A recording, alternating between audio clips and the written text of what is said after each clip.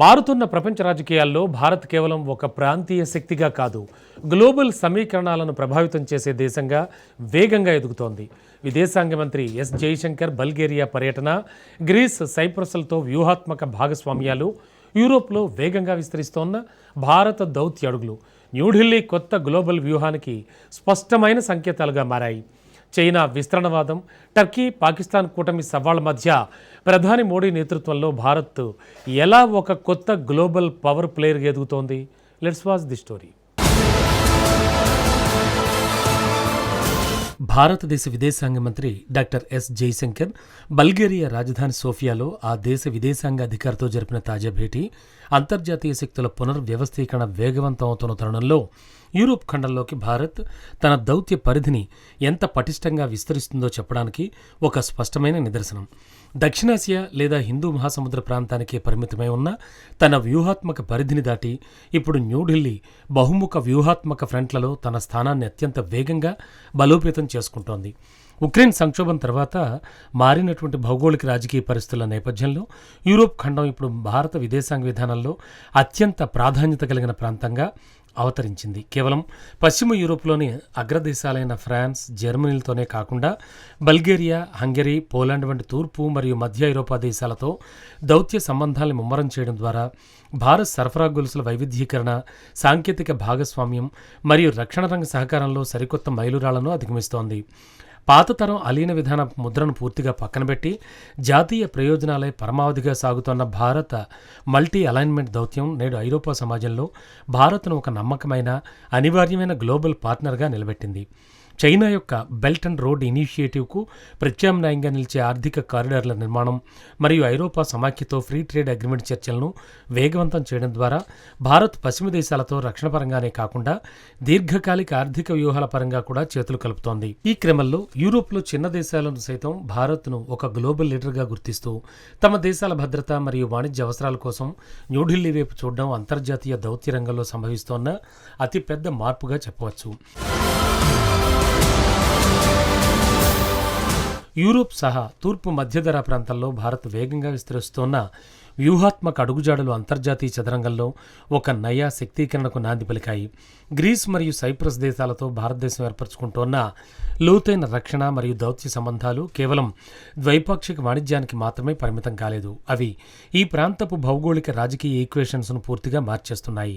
ముఖ్యంగా Ankara, Islamabad league రూపంలో భారత్కు వ్యతిరేకంగా రూపుదిద్దుకుంటోన్న కూటమిని ఎదుర్కోవడానికి, అలాగే మధ్యధరా ప్రాంతంలో టర్కీ యొక్క దూకుడు, చట్టవిరుద్ధమైన నౌకాయాన విధానాలకు అడ్డుకట్ట వేయడానికి గ్రీస్, సైప్రస్లతో కూడిన సరికొత్త వ్యూహాత్మక భాగస్వామ్యం భారత్కు ఒక పటిష్టమైన లీవరేజ్ను అందిస్తోంది.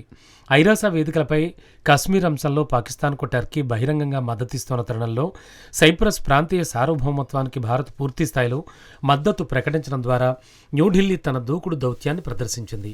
గ్రీస్తో కుదిరిన వ్యూహాత్మక భాగస్వామ్యం కేవలం కాగితాలకే పరిమితం కాకుండా భారత వైమానిక దళం గ్రీస్ వైమానిక దళంతో కలిసి మధ్యధరా సముద్రంపై ఉమ్మడి విన్యాసాలు నిర్వహించే స్థాయికి చేరుకుంది. ఈ శతాబ్దపు అత్యంత ప్రతిష్టాత్మకమైన ప్రాజెక్ట్ అయిన India Middle East Europe economic కారిడార్లో గ్రీస్ ఒక ప్రధాన ప్రవేశ ద్వారంగా మారనుండడం ఆ ప్రాంతంలో భారతదేశాన్ని ఒక అనివార్యమైన మరియు తిరుగులేని నయా పవర్ ప్లేయర్గా నిలబెట్టింది.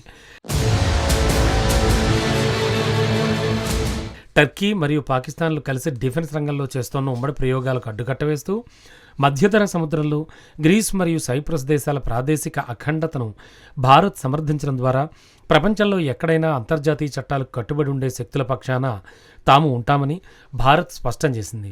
ఈ సరికొత్త కనెక్టివిటీ మరియు భాగస్వామ్య ప్రణాళికల కింద రక్షణ, నౌకాయాన భద్రత, అత్యాధునిక సాంకేతికత, ఇంధన వనరులు మరియు మౌలిక సదుపాయాల రంగాలు అత్యంత వేగంగా బలపడుతున్నాయి. హిందూ మహాసముద్రం నుండి పశ్చిమ పసిఫిక్ దాటి ఇప్పుడు మధ్యధరా సముద్రం వరకు భారత నౌకాదళం తన సంయుక్త విన్యాసాలను, నిఘా సామర్థ్యాన్ని విస్తరించడం వెనుక సముద్ర మార్గాల భద్రతను కాపాడుకోవాలనే వ్యూహం స్పష్టంగా కనబడుతోంది. సూయజ్ కాలువ మరియు ఎర్ర సముద్రంలో హౌతీ తిరుగుబాటుదారులు, సముద్రపు దొంగల వల్ల ఎదురవుతోన్న ప్రాంతీయ ముప్పుల నేపథ్యంలో గ్రీసులోని పిరయస్ వంటి చారిత్రక ఓడరేవుల ద్వారా ఐరోపాకు ప్రత్యామ్నాయ, సురక్షితమైన వాణిజ్య మార్గాలను నిర్మించడం భారత్కు అత్యంత కీలకమైన ఆర్థిక అవసరంగా మారింది. ఇంధన రంగంలో చూస్తే తూర్పు మధ్యధర బేసిన్లో లభ్యమవుతున్నటువంటి భారీ సహజవాయు నిక్షేపాలు మరియు గ్రీన్ ఎనర్జీ కారిడార్లలో భారతీయ కంపెనీల పెట్టుబడులు భవిష్యత్ ఇంధన భద్రతను నిర్ధారిస్తున్నాయి. అంతేకాదు బల్గేరియా, గ్రీస్ వంటి దేశాలతో సెమీకండక్టర్ల తయారీ, సైబర్ సెక్యూరిటీ, ఆర్టిఫిషియల్ ఇంటెలిజెన్స్ మరియు డిజిటల్ పబ్లిక్ ఇన్ఫ్రాస్ట్రక్చర్ రంగాల్లో కుదురుతున్న ఒప్పందాలు భారత ఐటీ మరియు సాంకేతిక నైపుణ్యానికి ఐరోపా మార్కెట్లలో సరికొత్త అవకాశాలు తలుపులు తెరుస్తున్నాయి. రక్షణ రంగంలో మేక్ ఇన్ ఇండియా కార్యక్రమానికి ఈ ఐరోపా దేశాలు వ్యూహాత్మక భాగస్వాములుగా మారుతుండడం, ఉమ్మడి డ్రోన్ టెక్నాలజీల అభివృద్ధి, క్షిపణి వ్యవస్థల నౌకాయాన అనుసంధానం వంటి రంగాల్లో భారత్ సాధిస్తున్న పురోగతి రాబోయే రోజుల్లో దేశీయ రక్షణ ఎగుమతులను మరింత పెంచడానికి దోహదం పడుతోంది. మౌలిక సదుపాయాల కల్పనలో భాగంగా రైల్వే నెట్వర్క్లు, పోర్ట్ డెవలప్మెంట్లలో భారతీయ కంపెనీలు గ్లోబల్ టెండర్లను దక్కించుకోవడం న్యూఢిల్లీ ఆర్థిక శక్తి సామర్థ్యాలకు నిదర్శనం. ఈ మొత్తం దౌత్య పునర్వ్యవస్థీకరణ వెనుక ప్రధాని నరేంద్ర మోడీ నాయకత్వంలోని భారత విదేశాంగ దృక్పథం అత్యంత కీలక పాత్ర పోషిస్తోంది. ఒకప్పుడు ప్రాంతీయ శక్తిగా మాత్రమే భావించబడిన దేశాన్ని నేడు గ్లోబల్ వ్యూహాత్మక నిర్ణయాల్లో అనివార్య భాగస్వామిగా నిలబెట్టడంలో మోడీ నాయకత్వం స్పష్టమైన ముద్ర వేసింది. ఇండియా ఫస్ట్ దృక్పథంతో జాతీయ ప్రయోజనాలను కేంద్ర బిందువుగా చేసుకుని ఒకవైపు అమెరికా, ఐరోపా దేశాలతో వ్యూహాత్మక భాగస్వామ్యాలను బలోపేతం చేస్తూనే మరోవైపు రష్యా వంటి సాంప్రదాయ మిత్ర దేశాలతో సమతూక సంబంధాలను కొనసాగించడం మోడీ దౌత్య చాతుర్యానికి నిదర్శనం. ముఖ్యంగా సంక్షోభ కాలాల్లో భావోద్వేగాలకు కాకుండా జాతీయ ప్రయోజనాలకు ప్రాధాన్యం ఇస్తూ బహుముఖ కూటముల ద్వారా భారతదేశాన్ని విశ్వసనీయ శక్తిగా తీర్చిదిద్దిన నాయకత్వం నేడు ప్రపంచ వేదికలపై న్యూఢిల్లీ ప్రతిష్టను ఎన్నడూ లేనంత ఎత్తుకు తీసుకెళ్లింది. ఈ నేపథ్యంలో మారుతున్న కూటములు మరియు వ్యూహాత్మక అస్థిరతలతో కూడిన ఈ ఆధునిక ప్రపంచంలో భారతదేశం కేవలం ఒక ప్రాంతీయ శక్తిగా మిగిలిపోకుండా గ్లోబల్ పవర్ ఆర్కిటెక్చర్ను శాసించే స్థాయికి ఎదుగుతోందని ఈ పరిణామాలు నిరూపిస్తున్నాయి. పశ్చిమ దేశాల ఆంక్షల ఒత్తిడిని సమర్థవంతంగా తట్టుకుంటూనే, రష్యాతో దశాబ్దాల నాటి సాంప్రదాయ బంధాన్ని కాపాడుకుంటూనే, అటు ఐరోపా దేశాలతో సరికొత్త రక్షణ, ఆర్థిక కూటములను నిర్మించడంలో ప్రధాని నరేంద్ర మోడీ మరియు విదేశాంగ మంత్రి జైశంకర్ ద్వయం అత్యంత చాణుక్యోచితమైన గ్లోబల్ బ్యాలెన్సింగ్ను ప్రదర్శిస్తోంది.